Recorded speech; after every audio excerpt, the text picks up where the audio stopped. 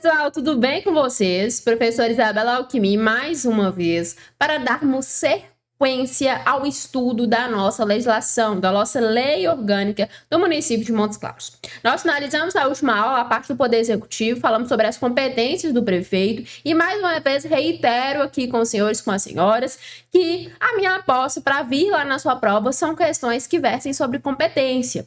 Então, esses artigos que falam sobre competências do prefeito, dos vereadores, da Câmara, do município, todos esses artigos que a gente já passou aqui, que eu mencionei para vocês a importância, eu reitero aqui que eles são muito importantes e eu creio muito que eles virão aí na sua prova. Basta uma simples pesquisa nas provas anteriores de prefeitura, de câmara, que foram cobradas essa lei orgânica aqui do município, que você vai ver que a Cotec gosta de cobrar competências, de cobrar as atribuições, de cobrar as vedações. Então, todos esses artigos que vêm sempre acompanhados aí de listas de competência, listas de vedações, listas de atribuições, a Cotec gosta aí de estar cobrando esses artigos. Já passamos por alguns aqui, já conversei com vocês, mencionei essa importância, pedi para vocês deixar destacado aí esses artigos e não é à toa, tá? Então, começo aqui reiterando essa importância desses artigos. O último que nós falamos foi o artigo das competências do prefeito, artigo 71, que nós falamos na última aula. Então, tenham esses artigos aí sempre em mente, não precisa decorar. Não precisa, são extensos, muitos incisos. Então não precisa decorar, não é essa necessidade. Mas precisa fazer aquele link, né? Que a gente sempre vem conversando aqui na aula.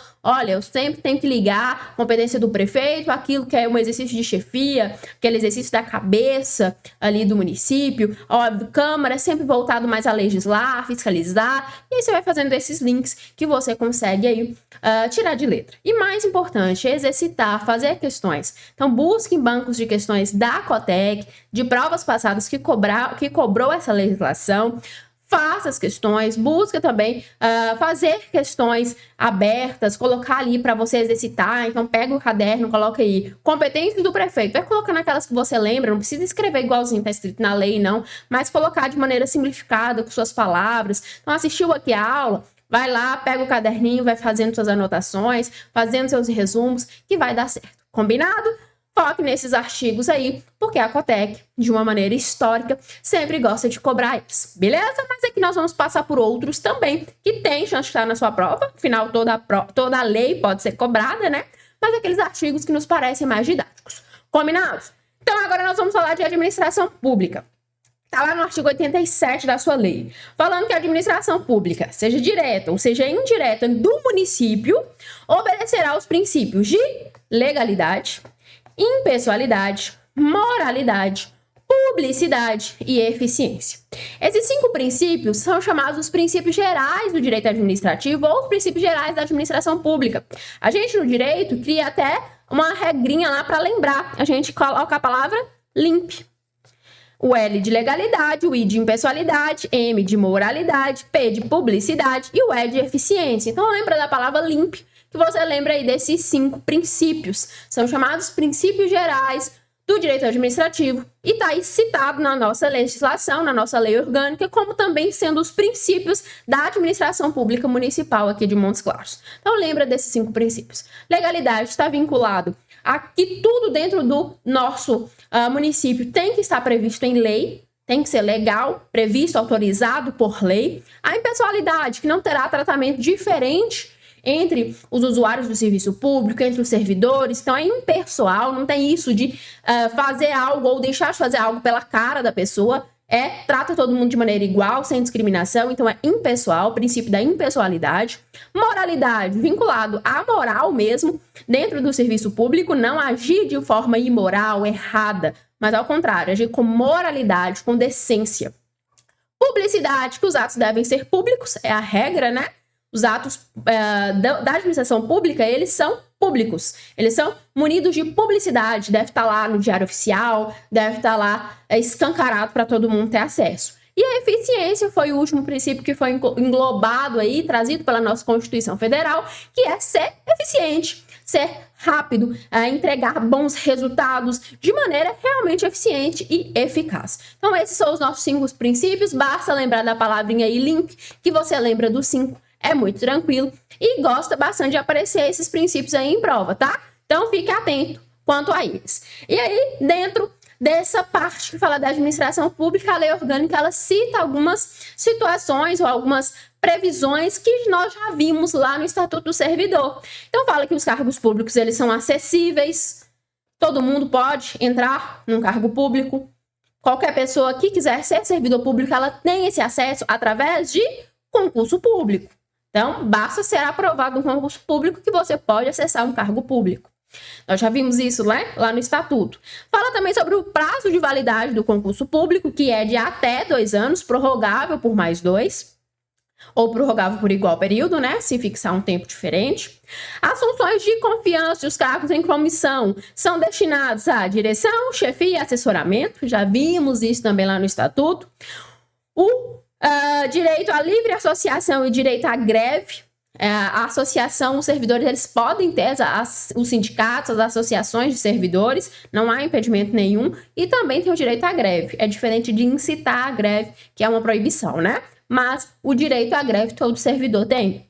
A reserva de vaga, deixa eu sair aqui para vocês verem. A reserva de vaga e encargos e empregos públicos para os portadores de deficiência está previsto no Estatuto, está previsto também no Estatuto da Pessoa com Deficiência, que é uma lei federal, e também está previsto na lei orgânica. Então, tem essa obrigatoriedade de reserva de vagas. Os cargos de contratação por tempo determinado está previsto no Estatuto, também está previsto aqui na nossa lei orgânica. Então, é permitido, pode sim acontecer, só que de maneira excepcional, né? Como nós já conversamos antes. A lei orgânica também fala sobre a remuneração, que ela tem que ser fixada e só pode ser alterada por lei, colocando como teto o subsídio dos ministros do STF. Então, o teto aí para a lei orgânica dentro do município é o subsídio dos ministros do STF. Os vencimentos dos cargos do Poder Legislativo não podem ser superiores ao do Poder Executivo, então tem que ter essa igualdade aí entre os vencimentos do Executivo e do Legislativo, quando se tratar de função igual ou semelhante. É vedada a diferença de remuneração de pessoal do serviço público ou de acréscimos pecuniários não computados. Então, quem exerce a mesma função tem que receber de maneira igual, não tem isso, fulano e ciclano é assistente administrativo, agente administrativo, um vai ganhar mais que o outro? Não, é igual, não pode, é vedada essa diferenciação. Obviamente, tem a questão dos adicionais, né? Que aí vai ser pertinente a cada pessoa. Mas no que se diz respeito à remuneração pessoal, o vencimento ali, ele tem que ser igual, não pode haver essa diferença. O subsídio e os vencimentos dos cargos e empregos públicos são irredutíveis. Então, nunca vai abaixar o seu vencimento, ele sempre pode alterar para aumentar. Isso é uma regra constitucional, uma regra trabalhista. Então, se você entrou no cargo público ganhando 3 mil, pode subir.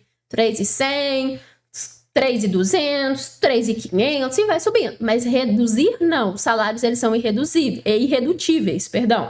É vedada a acumulação remunerada de cargos, já falamos sobre isso. Regra, né? Não pode acumular. Cabe exceção? Cabe. No caso de 2 professores, 2 cargos de professor, 2 cargos, um de professor e um de técnico científico, ou 2 cargos privativos de médico. Aqui, na lei orgânica, fala sobre médico. Nós vimos que lá no Estatuto fala sobre 2 cargos da saúde, né? Abre mais o leque, coloca 2 cargos da saúde com devida regulamentação. Aqui fala somente de médico na lei orgânica. Então, tem essa diferencinha aí. Cuidado com isso para a prova. Somente por lei específica podem ser criadas as autarquias e autorizadas as empresas públicas, sociedade de economia mista e fundação. São parte aí da administração indireta, né? Aqui é a administração pública indireta. As autarquias, as empresas públicas, sociedade de economia e fundação são a administração pública indireta. E para que elas nasçam, para que elas sejam criadas, no caso da autarquia precisa de lei para criar e no caso das demais precisa de uma lei para autorizar a criação.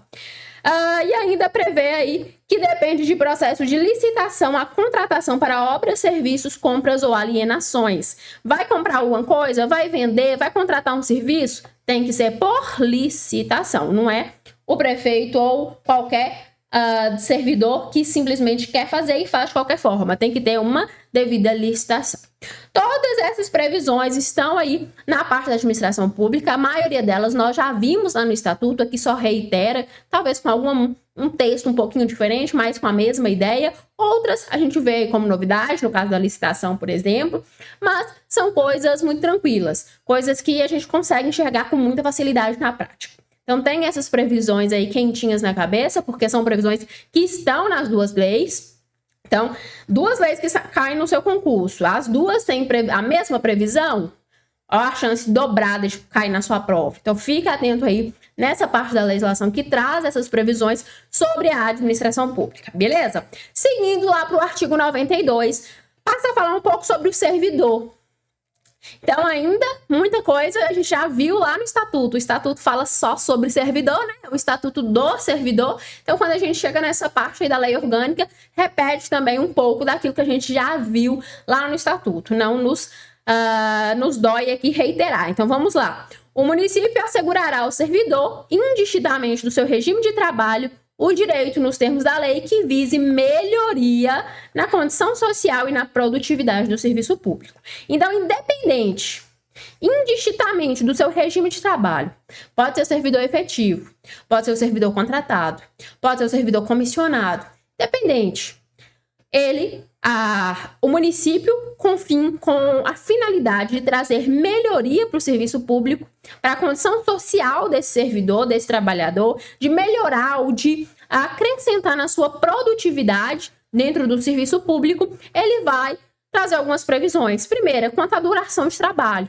Nós já vimos no Estatuto, repete aqui, a duração de trabalho do servidor municipal, ela não pode ser superior a 8 horas. Então, coloca esse teto aí de 8 horas por dia.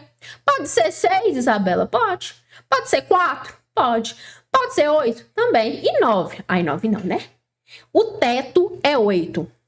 Pode ser menos. O que não pode é ser mais. O tempo máximo são 8 horas por dia, 40 horas semanais. E aí, observe o final do artigo, do inciso. Facultada a compensação de horários e a redução da jornada. Então, pode reduzir? Eu posso pegar esse 8 aqui e fazer 6? Posso pegar esse 8 aqui e ser só 4? Pode. É facultada? Pode. Tem essa opção de ter redução de jornada, o que não pode é exceder. Assim também, como diz que é facultada a compensação de horários, o banco de horas, né? Então, você trabalha mais um dia, você compensa trabalhando menos no outro, você pode ter esse banco de horas aí. É possível, não é uma obrigação. É uma possibilidade, é uma faculdade, tá? Hoje no município a gente tem lei que regulamenta banco de horas, a gente tem lei que regulamenta redução da jornada de trabalho, então essa faculdade aí ela é plenamente possível e aplicável dentro do serviço público municipal. O que a gente tem que entender para fins de prova que não é uma obrigatoriedade. A regra dentro do serviço público são as 8 horas por dia, 40 horas semanais, e você ganha pela sua jornada de trabalho. Você pega todos os servidores ali, a massa vai trabalhar dentro dessa jornada aí, sem essa questão de trabalhar menos um dia, mais outro dia, fazer compensação. Agora, pode fazer compensação? Pode. Pode fazer redução de jornada? Pode. Não é proibido, é uma faculdade, é uma possibilidade. Combinado? E lembrem aí desse teto de 8 horas que tá lá no Estatuto e tá aqui também. Adicionais por tempo de serviço também é possível. Então, trabalhei não sei quantos anos, vou ganhar um adicional permanência. Possível demais, aplicável dentro do serviço público municipal. Férias prêmio, isso aqui é uma maravilha, né? Férias prêmio são 3 meses adquiridos a cada 5 anos de efetivo exercício do serviço público. Então, primeiro, para ganhar férias prêmio, tem que ser efetivo. Aí já extingue aí os contratados, tem que ser efetivo exercício. Tem que ser servidor efetivo. E aí, a cada 5 anos de trabalho, esse servidor ganha 3 meses de férias prêmio. Olha só que delícia, 90 dias, 3 meses. E aí, olha só que tem a diferença, tá? Enquanto as férias anuais normais são 25 dias úteis, as férias prêmios é contada em mês. Então, são 3 meses. Não tem essa distinção de dia útil e dia que não é útil. Então, são 3 meses a cada 5 anos. Trabalhou 5 anos, ganha 3 meses. Aí trabalha mais 5, ganha mais 3. E vai assim, adquirindo as férias prêmios. A lei orgânica fala que essas férias prêmio podem ser convertidas em espécie. Isso aí para vocês verem. Podem ser convertidas em espécie por opção do servidor ou, para efeito de aposentadoria, podem ser contadas em dobro se não gozadas. Então, olha só, quando a gente fala em férias prêmio, 3 meses a cada 5 anos, o servidor tem a opção de usar esses dias, usufruir das férias. Então, eu quero usar 30 dias agora, 30 dias ano que vem, 30 dias no outro, beleza. Faz lá a programação das suas férias e usufrui desses 3 meses que você tem direito a cada 5 anos de trabalho. Segunda opção, converter essas férias em pecúnia, em espécie, que a gente fala vender as férias, né? Uma possibilidade de acordo com a lei, tá? Se vai autorizar na prática é outra história, mas de acordo com a lei, pode converter em espécie, converter em pecúnia. E a terceira opção é não usufruir dessas férias, fala, não, obrigado, não quero, só as férias anuais me bastam, e aí pega essas férias e conta em dobro para aposentar. Então pense só, 3 meses não usados viram 6 meses. Então, se a pessoa trabalhou 10 anos, ela já ganha 1 ano. Porque a cada 10 anos vai ter 6 meses, né? 5 anos, ganha 3. Mais 5 anos, ganha 6 meses. Não usufruiu, duplica. Então, 6 meses vira 1 ano. Então, 1 ano a menos na contagem de tempo para aposentadoria. Também pode ser aí uma opção do servidor, tá? Então, falou de férias prêmio, lembra dessas 3 opções. Usufruir normal, converter em pecúnia ou dobrar para contar no tempo da aposentadoria. Beleza? E quarta possibilidade aí, quarta benefício, digamos assim, né, que o serviço público dá para essa melhoria ao servidor é o plano de seguridade social, com cobertura aos riscos que o servidor está sujeito, também a sua família. No caso, benefícios e ações que garantam meios de subsistência nos eventos de doença, invalidez, velhice, acidente de trabalho, inatividade, falecimento, reclusão, proteção à maternidade, paternidade, assistência à saúde. Tudo isso, gente, é assistência. É igual a gente que paga o INSS lá na iniciativa privada, tem essa assistência, essa seguridade, o servidor municipal também vai ter. Então, dentro do município, a gente tem a seguridade através da Previmoc, que é uma previdência própria do município, que é destinada aos servidores efetivos. Os servidores que não são efetivos, que são contratados, são vinculados ao INSS, mas em todos os casos, todos os servidores vão estar amparados. Ficou inválido? Vai ter lá o auxílio pela invalidez, pode aposentar pela invalidez. Doente, afastou lá mais de 15 dias de atestado, passa a receber auxílio doença. Maternidade, paternidade, tá afastado por esses eventos, recebe o salário normal também pela Seguridade Social, pela assistência. Falecimento, faleceu, deixou filho menor lá, a pensão, ou deixa esposo que é dependente, recebe a pensão. Então, tudo isso é graças à Seguridade Social, plano de Seguridade Social, por isso que paga lá a Previdência todo mês, para ter essa assistência aí. O município também garante aos seus servidores. Combinados? Então, esses 4 aí previstos no artigo 92, a questão de jornada de trabalho, adicional por tempo de serviço, as férias prêmio e a Seguridade Social são movimentos, digamos assim, do município, segurança que o município oferece ao seu servidor, visando a melhoria dessa condição social àquele que presta o seu serviço. Combinado? Seguindo... Opa, repetiu. No artigo 94, fala sobre a estabilidade do servidor. Assim como nós já vimos no estatuto, aqui repete. Fala sobre a estabilidade, falando pra gente que são estáveis após 3 anos de efetivo exercício, servidores nomeados para o cargo de provimento efetivo em virtude de concurso público. Então, observe, para ter estável, primeiro, tem que ter sido nomeado num cargo de provimento efetivo que passou através de concurso.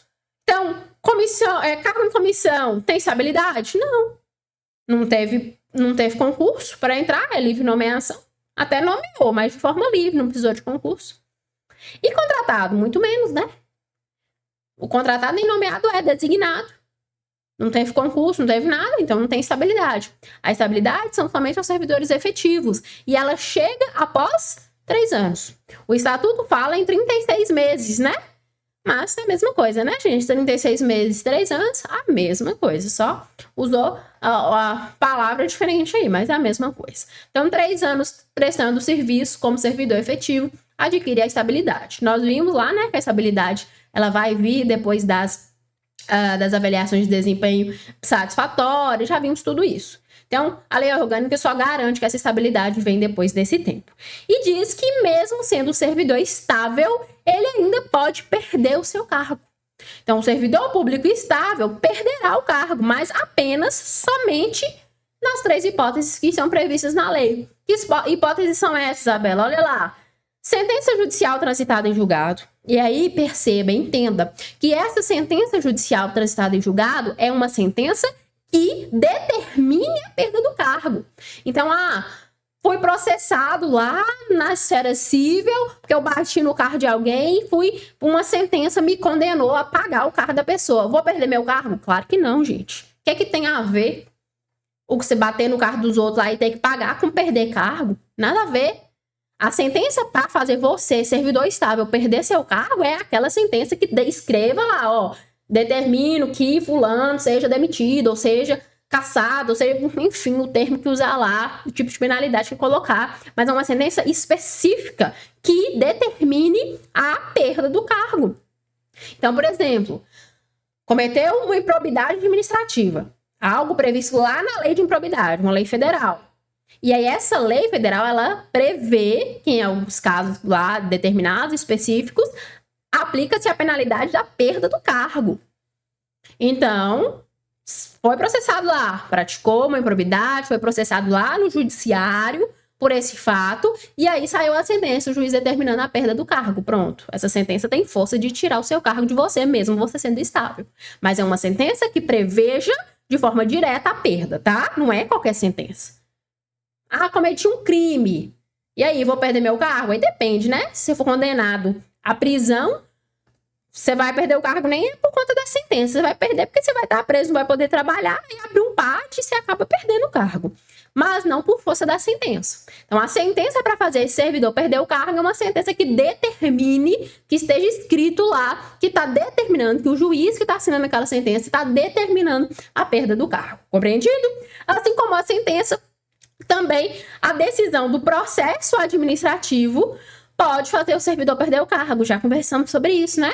Sobre o PAD, lá no estudo do estatuto. Então, lá no final do PAD, se aplicada a pena de demissão, olha lá o carguinho por água abaixo. Pode ser efetivo, pode ser estável, pode ser o que for. Se aplicou a pena de demissão ao final do processo administrativo, perde o cargo. Assim como a pena de cassação, também com a pena de perda do cargo.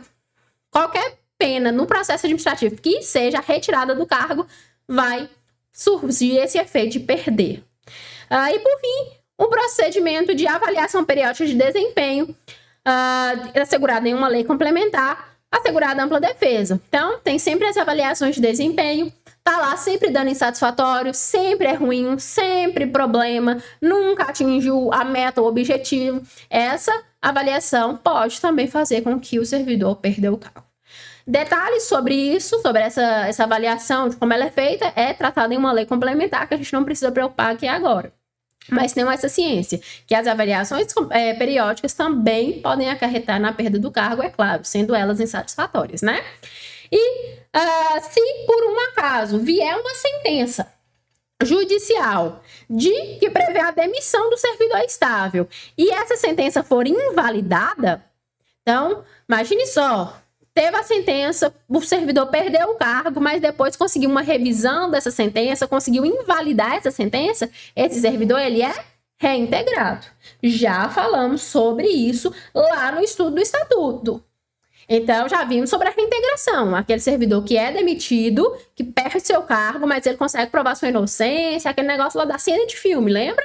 E aí ele volta para o cargo público. Então, a lei orgânica prevê aqui dessa maneira também, se invalidou a sentença, volta ao cargo sendo reintegrado, sem direito à indenização. No caso de sentença judicial, a lei prevê que é sem direito à indenização, porque senão não tinha o porquê de ter a sentença, né?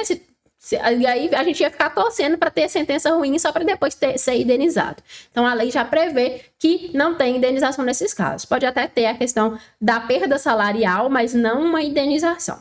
Combinado? E aí a gente sai da parte da administração pública e entra na estrutura administrativa, só para a gente concluir esse bloco. Vamos entender a estrutura administrativa do município. A lei fala que a administração municipal ela é constituída por órgãos que são integrados à estrutura administrativa da prefeitura e entidades que têm personalidade jurídica própria. Então, esses órgãos, eles estão vinculados à administração direta, à estrutura da prefeitura.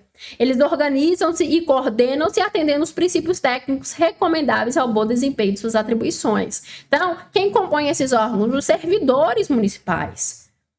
A gente tem a estrutura da prefeitura, a administração pública direta. Já fizemos essa diferenciação, né? Tipo administração direta e indireta. Então, prefeitura, administração pública direta. Tá ali município. Quando a gente fala direta, só relembrando, a União, os estados, os municípios e o Distrito Federal. Isso é a administração pública direta. Então, município, prefeitura é município.